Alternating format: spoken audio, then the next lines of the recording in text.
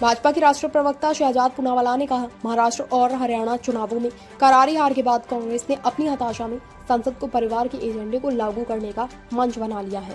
कांग्रेस सहमति से ज्यादा टकराव को महत्व देती है और संवाद से ज्यादा अवरोध पैदा करना चाहती है। अगर आज उन्होंने संसद को सुचारू रूप से चलाने पर सहमति बना ली है तो यह स्वागत योग्य है, लेकिन सच्चाई यह है कि कांग्रेस के इस रवैये और दृष्टिकोण के कारण करदाताओं को भारी नुकसान हुआ है। After being badly thrashed in Maharashtra and Haryana elections, Congress, out of its sheer frustration, has started using Parliament as a platform for implementing its Parivar ka agenda, and it puts confrontation above consensus.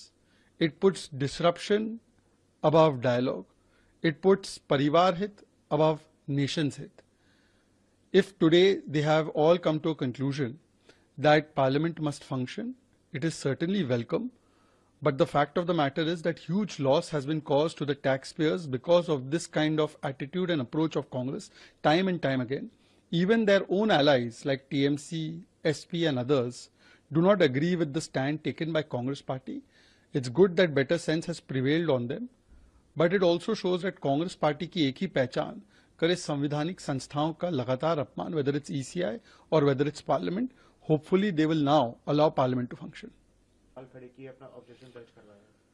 ये दुर्भाग्यपूर्ण बात है कि जो जमात, जो lobby, जो ecosystem लगातार 2002 से गोधरा के सच को छिपाने के लिए हर संभव प्रयास कर रहा था, उस समय पर यूपीए की सरकार ने तो एक कमेटी गठित करके ये भी साबित करने की कोशिश की कि उन हिंदू साधु संतों को, कारसेवकों को इस्लामिक जिहादियों ने नहीं बल्कि वो स्वयं ही उन्होंने अपने आप को मार दिया। ऐसे सच को छिपाने वाली मंडली आज जब इस महत्वपूर्ण विषय पर एक फिल्म बनी है और पूरे देश ने इसकी सराहना की है और प्रधानमंत्री मोदी जी ने भी इस मार्मिक विषय पर मूवी देखकर इस पर अपनी राय प्रकट की है, तो आतंकियों और जिहादियों के इकोसिस्टम को समर्थन देने वाली जो जमात है वो बौखलाई हुई है। ऐसा कौन सा सच है गोधरा में जो बाहर निकल कर आ गया?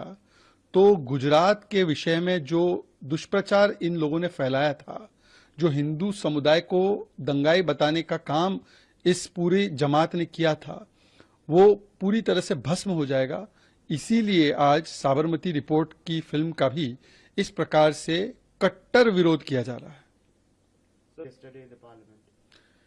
It is very unfortunate that one huge black spot in the history of this country, which took place in 2002, the terrorist attack on Godhra, which led to the killing of 59 sadhu sants karsevaks, the truth was always buried by a particular ecosystem of the Congress.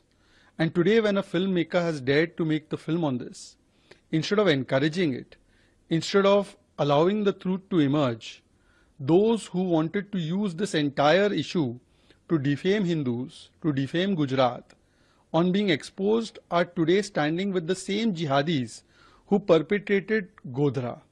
Why is it that they want to hide the truth? What truth will come out and what faces will be exposed? It shows that Congress के ecosystem